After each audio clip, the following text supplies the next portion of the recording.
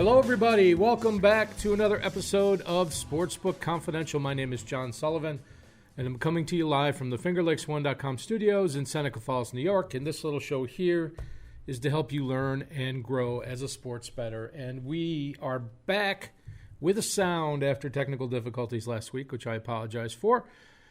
But we got a good show today. Lots of interesting things to talk about. We're going to start off talking about the latest New York State legislative betting news about the betting laws in New York State. And then we're going to talk about in-game betting, which is becoming very popular and should be very popular going forward. We're going to give you the basics on that. I'm going to tell you some things to look out for. And then we've got our usual Friday night Major League Baseball preview. And we've got Friday NBA Finals and Saturday NHL Stanley Cup game. So we'll have my picks at the end. So it's a little quick synopsis for you. So let's start, as I always do, by updating my bankroll. And you could say last week I was a silent assassin since we didn't have any sound. But all of my picks won. We had a 4-0 week. Had starting bankroll of $519. And as you can see here, we had on Friday the Yankees on the money line, plus 135, and that was a profit of $23 for us. And the Orioles money line was a winner, also a profit of $18. And then on Saturday, we had the Bruins money line, and that was a winner for us, plus $17. And then on Sunday, we had the Warriors, which was a winner for us, Golden State Warriors, plus $18. And if you did the math, that's about a profit of $78. And that brings our new bankroll to $596. And dividing by 30, as I always do, because I'm a selective bettor, we're going to make our bet size going forward $20 for the coming week. So that is a quick recap of how we did last week. It's nice to go in the right direction. And nice little bump to the bankroll there. And I'm going to quickly take a minute and talk about what's going on in the New York State sports betting scene. And we have two developments that I very briefly want to talk about. The first development is the rules for the Gaming Commission, the sports betting rules. And those of you that have been following along, the state released the sports betting rules, and then they had a 60-day comment period, and then they had the final draft and another 60-day wait period. And that is expired. And on Monday afternoon, this coming Monday, their Gaming Commission is going to vote on the regulations. And if they pass, they will become, permanent regulations. And that will allow all of the sports books in New York State to open. The 4 upstate casinos, and then also the tribal casinos in central New York. I'm not sure which other tribal casinos are participating, but as soon as the New York State casinos are able to offer sports betting, so are the tribal casinos by law. So that will be in-person betting only, but technically we could have sports betting next week if everything goes according to plan. So that would be exciting, and I know here at the Del Lago, I don't believe they've finished their renovations yet. So it's very unlikely that we would see anything happen this week there, but maybe very soon. And then in other New York State betting news, Senator Adabo of the Gaming Subcommittee, I guess this legislation is out of committee and up for vote now, or in the Senate and the Assembly. There's matching versions. A new bill that is expected to pass, and it's uncertain at this point if it does pass, if the governor will sign it.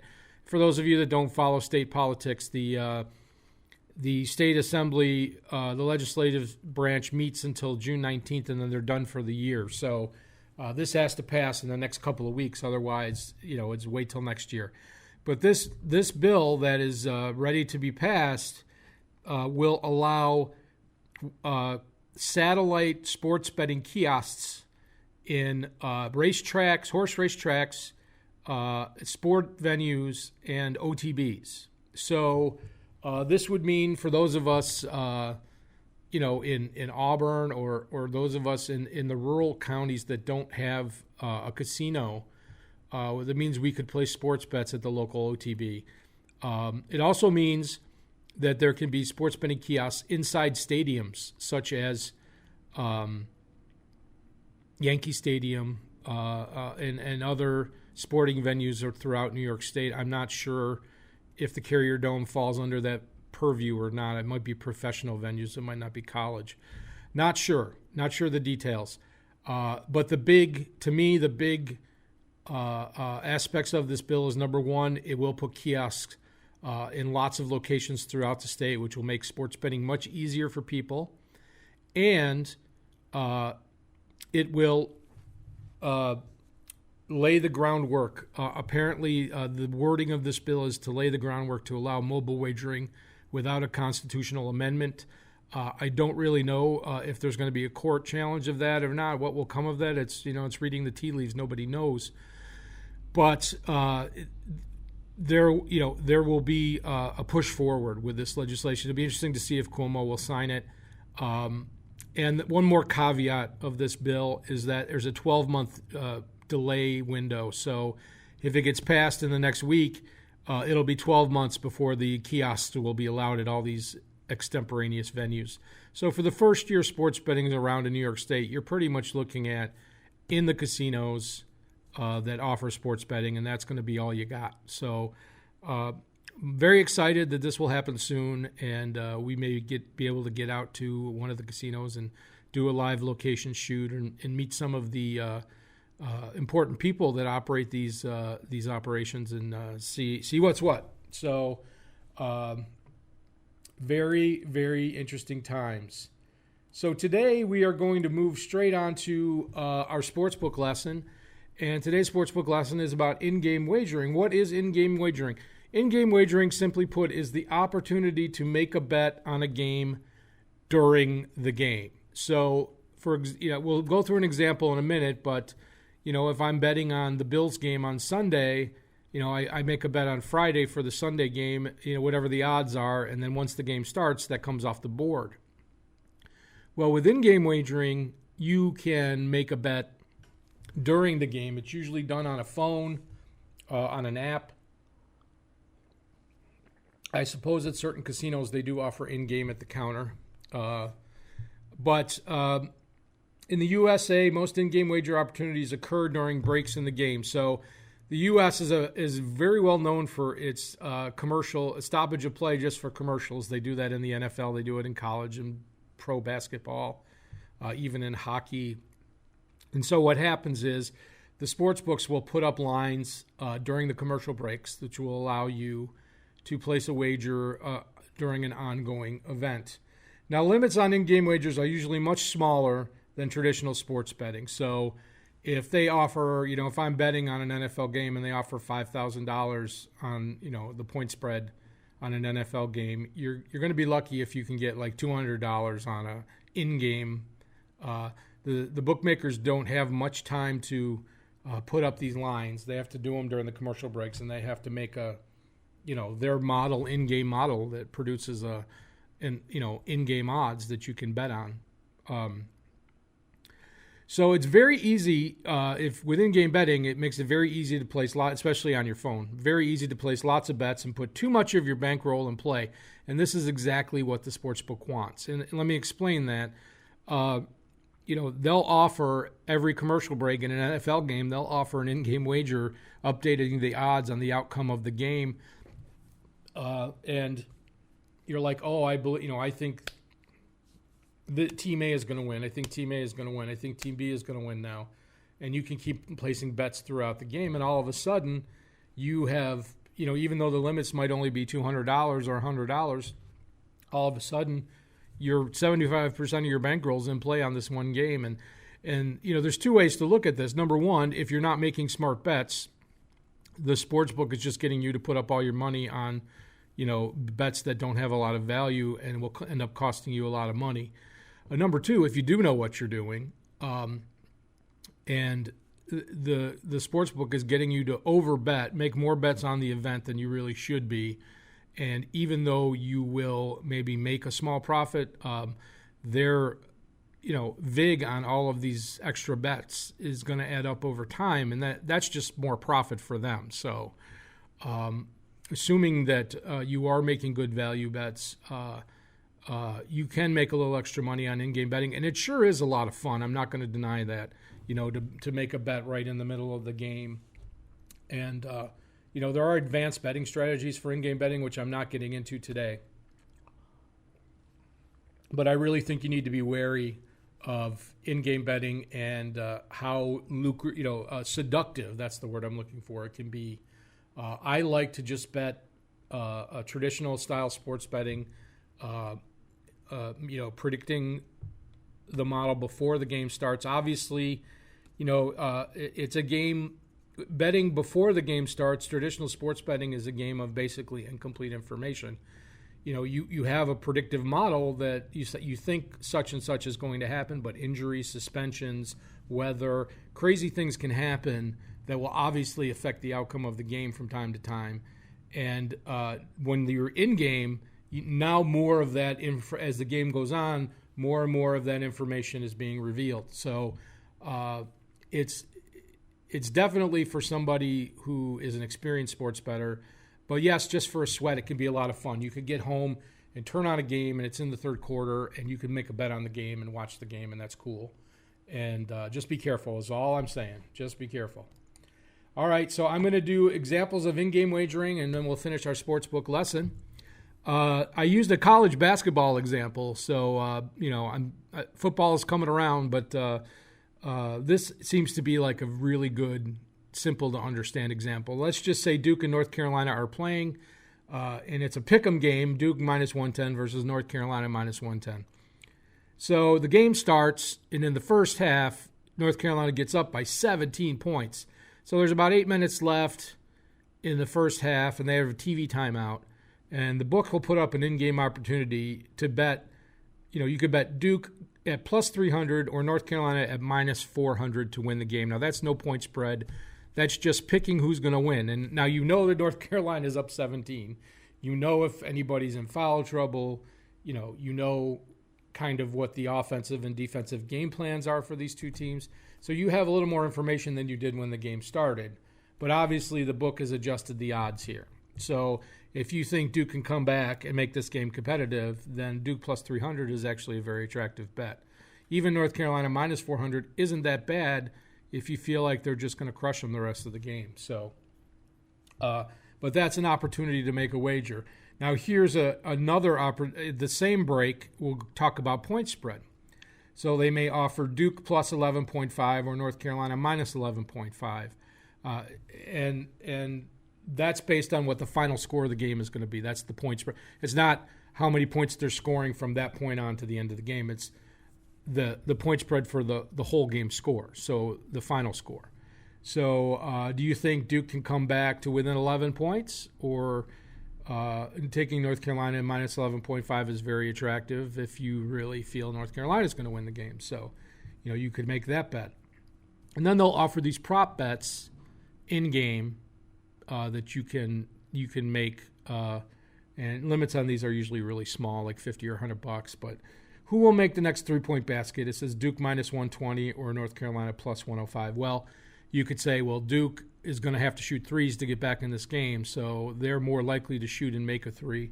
Or you can say North Carolina's been shooting threes great, so they're going to hit the next one plus 105. That's again another decision you have to make. So there's never trouble if you have in-game wagering as available to you. There is never trouble finding a bet to make. I'm the kind of person that likes to mull over my betting decisions, and I like to spend as much time as I can. And that's why I love the NFL, because most of the games are on Sunday, and I have 5-6 days to think about the point spread and think about the over-unders and think about the injury reports before I actually have to make a decision. When you bet baseball or you bet regular season NBA or NHL, you usually have less than 24 hours to make a decision on a game. So that's more like live betting, where you have very short periods of time to think about a decision that you want to make. So that it's very interesting. At some point, if we get if we get online betting in New York, then maybe we'll revisit in-game wagering, also known as live betting, and we may try some advanced strategies leading up to that, or find somebody who's very experienced in it to give us a lesson. So we'll see what happens. But that's today's sportsbook lesson. I hope you learned something from it. And let's move on to, the Friday night in baseball. And we're going to do it just like we always do here. I have the numbers from my predictive model in parentheses. That's who my model favors by that amount of runs. And there are the money line odds up here. So we're going to start off this afternoon with the Cardinals, 0.04 favorites at the Cubs. So it's basically a coin flip game, and you would want to lean Cardinals there, getting plus money. And then you have the Reds plus 111 at the Phillies, 0.57 run favorites, minus 120. A very reasonable price for the favorite. I believe there's more value on the board in this game, in this day, so we're going to look at some other choices. Braves, 0.27 run favorites, minus 191 at the Marlins, plus 176. Boy, the Marlins have been playing great baseball the last couple of weeks. I think they're 13 out of their last 18 or something crazy like that. It's not really Braves are not really a huge favorite here. So something to keep an eye on there. And then you got the Rockies at the Mets, Rockies plus 180. Mets minus 197, Jacob deGrom pitching. Obviously, he is not pitching as well as he did last year, but still a very good pitcher. Don't feel like there's a lot of value in that line right now. Pirates plus 229 at the Brewers, 1.79 run favorites, minus 252.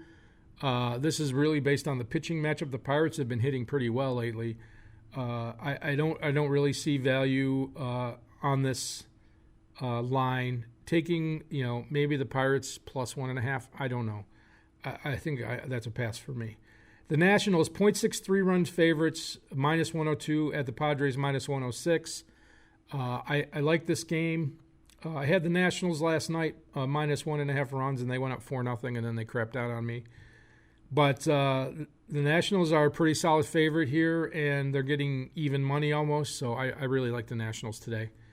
Dodgers, 1.07 run favorites at the Giants, plus 199. So the Dodgers are minus 228.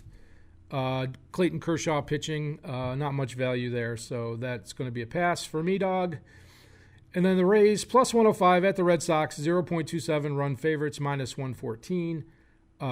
There's not enough value on either side here to take a side, but Porcello's pitching. And he pitches average, every 3 out of every 5 starts, and he pitches exceptional 2 out of every 5 starts. He's a very frustrating pitcher to bet on because he just seems so inconsistent to me. But, he's an above-average pitcher, but he has those days where he's shut down exceptional, a high ground ball pitcher. Let's continue with our Friday games. We've got the Yankees, 0.72 run favorites, minus 121 at the Indians, plus 112. Again, a very fair price on almost a full run favorite. Let's see if there's anything else on the board we like more. We have the Oakland A's plus 0.26 favorites, plus 105 at the Rangers, minus 113. That's, again, you would lean the A's here. Not super great odds, but fair value for sure. Orioles plus 293 at Astros, 2.69 run favorites, minus 326. There is almost no reason to bet the Astros. They're just not odds worthy to bet the Astros side. But Orioles 293, it's one of those games where you're getting such a huge price that if they have all their starters in, you kind of want to take a chance on it. White Sox plus 111 at the Royals, 0.74 run favorites, minus 120. Again, that's the third game I've seen where a team's about 0.75 runs favored and they're getting minus 120. And those are all very fair value for those situations. Mariners plus 170, 0.03 run favorites at Angels, minus 185. And this game is a coin flip based on my model. And with the value on that board, you kind of have to take the Mariners in that scenario. Mariners have not played well lately. Their bullpen has been really bad. Their starting pitching is decent except for Felix Hernandez, who I think is on the DL now. And they do have offense if they could just put it together. It seems like they struggle to score runs for 4 or 5 games in a row, and then they'll have one explosion where they'll score like 15 runs, and then they go and struggle for 4 or 5 more games. They just need a little more consistency. But,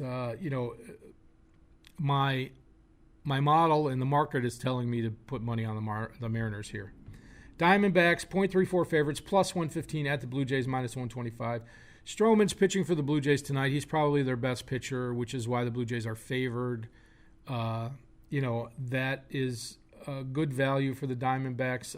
I'm not sure I believe enough in them to bet on that side. And then the Twins at Detroit. Detroit is having pitching problems, and they never know who they're throwing out there to start day to day. So there are no odds currently on that game, but I have the Twins at 0.54 run favorites. Twins have one of the best records in baseball, so I wouldn't expect there to be much value on betting the Twins tonight. So those are our baseball picks. And we'll get to my picks, but those are the baseball selections for today. So let's move on to Friday night. And we have the NBA Finals, Game 4. Game 3 wasn't much of an exciting game. It was exciting for the series because Toronto won Game 3 going away, and they lead the series 2-1. And then the Warriors are playing at home tonight, and we have the money line odds. Raptors plus 161 at the Warriors minus 179. Now, 161 is tremendous value on the Raptors. That I would not think that would be. I mean, I feel like that would be an experienced bettor's take on this game. I do like the Warriors to win tonight with Klay Thompson back. Kevin Durant apparently has an Achilles problem based on some online speculation that I followed on Twitter, but where he has been getting treatment. They've shown pictures and video of him getting treatment on his leg, and they keep saying he has a calf problem. But apparently he's getting treated for his Achilles, and that means he's likely not going to play. So you've got Kevon Looney, Klay Thompson, that have been out. Klay Thompson is supposed to be back. If Looney's back, that would be even better. Looney apparently has some type of collarbone issue. I feel like they didn't use their personnel as well as they could have in the last game. I feel like McKinney should be getting more minutes in lieu of Looney. That's just, Steve Kerr is a professional basketball coach. He's going to make the personnel decisions. What do I know? But they just put it all on Curry, and he got 47 points, but they still lost by 17 points. So I feel like the point spread is Warriors minus 4.5 or Toronto plus 4.5. I feel like if the Warriors win, they're going to cover. And so, I feel like with Klay Thompson, they won Game 2 without Looney for most of the game and without Durant. So I feel like they can do it again tonight at home. I'm not sure who the referee crew is. The over/under is 215. You kind of have to think over. If this was a regular season game and this was just not a finals game, that over/under would be like 223. It was 212. I had it at 212 in the last game. I think it closed at 213.5. But these teams are very good at free throws, and I lean over. Raptors plus 161. If you like the Raptors, that's insane value. Personally, for me, I feel like the Warriors are going to do it tonight. Going forward, I have no idea. I mean, like, if Toronto can, just win their home games, they'll get the job done. They're already halfway there. So that's going to wrap up our show today. So let's take a quick look at my picks. And let's see what we got. We got the Nationals tonight against the Padres. Money line minus 102. And then I decided to take the Orioles and the Astros over 8. You feel like the runs are going to be scored in bunches in that game. Plus 104. And then I'm holding my nose and taking the Mariners money line plus 170. The model says it's a coin flip. So if you're getting plus 170 every time you flip a coin, you'll be very happy over the long run. Then the basketball game Friday night, we have the Warriors minus 4.5 at minus 103. I feel like if the Warriors are going to win, they're going to cover. And then we didn't talk about the Bruins Blues Game 6 on Sunday and St. Louis. It'd be interesting to see if there are any suspensions for that game. There were some questionable hits in Game 5, but from what I read this morning, it doesn't seem like that's going to be the case. Bruins are getting plus 109. The Blues are minus 103 or something like that. The Blues are minus 103, yeah. So if the Blues win, they win the Cup. It's in St. Louis. I still think Rask is the better goalie. I think it's a mistake playing Chara. I think, like, if they do play him again, that he should be third pairing, minimal minutes, maybe just on power play. I don't know. If he's on heavy medication for a broken jaw, he shouldn't be out there in important minutes. So I'm not exactly sure. They talked about dressing 7 defensemen and rotating, and that's actually not a bad idea. If the top line for the Bruins can get going, they could easily score 3 goals in one game. So if they throw an extra defenseman, they dress an extra defenseman and just rotate their defensemen, fresh defensemen all the time, I think that's a smart play. So I'm going to take the Bruins plus 109. The over-under is 5 in this game, and I would lean towards the over because I would take over 5.5 actually, because in an elimination game in the Stanley Cup, the goalie's going to get pulled, and the goalie's going to get pulled again, and there's going to be a chance for 2 empty net goals. So if the game goes 2-2, you only need one empty net goal to break. If the tie is broken, you only need 1 empty net goal. So I feel like the over is the lean there, but for my official pick, I'm going to take the Bruins money line plus 109. So we'll see how that goes on Sunday, and then Game 6 will be back in Boston. So one last thing before we head out. Next week, we're going to have the first week of CFL. I'm very excited because it means there's going to be football for the rest of the year. I know a lot of you probably don't follow CFL. Maybe we'll do a little lesson on the rules. And then we'll keep, baseball, we'll keep going until NFL starts. And then I assume that hockey and basketball will be pretty much over by next week. There might be a game or 2 left, so we'll see what happens. But thanks for tuning in. And I'm going to play the outro music for you, and let's get some winners. Take care, everybody. See you next time.